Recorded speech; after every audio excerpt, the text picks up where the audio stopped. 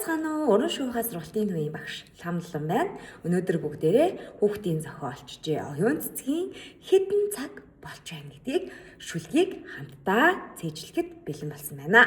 Тооллын ухааныг маш энгийн аргаар чиний тархинд ойлгуулах хөөрхөн шүлгээ хамтдаа цээжлэцгээе. Ингээд хэдэн цаг болж байна. 2 цагаан бүжин, 3 бяцхан дүүтэйгээ 4 цагт сэрээд 5 тийшээ дэгдээд 6 луван олоод 7 хэсэг хуваагаад 8 цаг идэж гинэ. 9 цаг унтаж гинэ. 10 биш. Одоо тэгээд ер нь хэдэн цаг болж байна вэ? За энэ хөөрхөн шүлгээ дахин сонсоод цээжлээрээ амжилтсыг баяртай.